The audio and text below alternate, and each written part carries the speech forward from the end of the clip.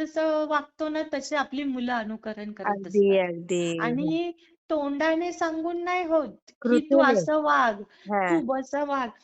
म्हणजे आता पहाटे उठण्याची वेगवेगळी हे प्रत्येक जणाचे जॉब आहे. हं. आपण जर 6 वाजता उठलो तरच मागचे 6ला उठणार. बरोबर, बरोबर. पहाटे नकोच. आपण जर 9-8ला उठलो म्हणजे एक हो, उदाहरण बरोबर. म्हणून सांगते.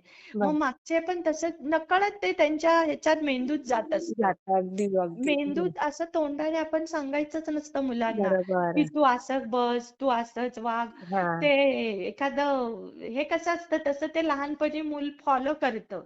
मी अनुकरण त्या करत हां, असतात मग. अनुकरण करत असतं. ते माझ्या फार लक्षात राहतं, की हं. नाही मुलांना मारू पण नका, जास्त अगदी. धाकात पण ठेवू नका. बरोबर. डोळ्यांच्या ते समजून घेऊन वागत जा. म्हणजे बरोबर, बरोबर. मुलं चांगली त्यांच्या पण मनाचा विचार करायचा. अगदी बरोबर. सारखं आपण आपली स्वप्न किंवा आपल्या गोष्टी त्यांच्यावर लादायच्या कधीच लादायचं नाही. नाही. अगदी, अगदी. कधीच नाही.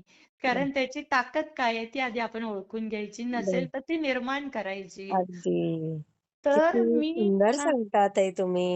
हां, ते मी तुम्हाला एक कविता पाठवीन आता माझ्याकडे असेल ना, तर आता हं, मला आठवली, हं, की ती इंग्लिश कविता होतं फक्त तिचं मराठी भाषांतर, हं, की मूल घडवायचं असतं ना, ते फुलपाखराचंच ते पण चित्र होतं, हं. की त्याच्या पंखात बळ निर्माण करायचं असतं. अगदी बरोबर त्याच्या आहे. असं बोट दाखवून असे डोळे मोठे करून त्याला हं. धाकात नाही ठेवायचं, की अगदी त्याच्या बरोबर. पंखात बळ निर्माण करायचं. बरोबर, बरोबर. हां, ही कविता एक नंतर पाठवेन ती हं. सुंदर मला ती मला तेव्हाच पाठवा. खूप पाठवेल तेव्हा आवडेल.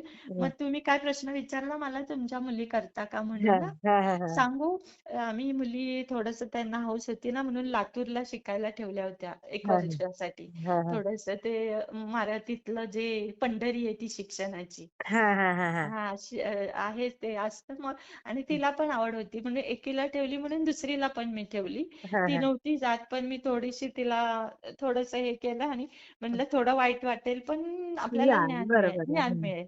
बरं. चांगली उत्तम सोय केली आणि एकच सांगितलं होतं मराठवाडा आहे ना, आता हं. आपल्याकडे ग्रीन आहे, हिरवं आहे सगळं बरोबर आहे. टेम्परेचर आहे आणि बरं. मराठवाडा आहे म्हणलं खिडकीतून बाहेर बघायचं नाही म्हणलं. हां, हां. बाहेर सगळं ऊन आहे म्हणजे एका बरोबर.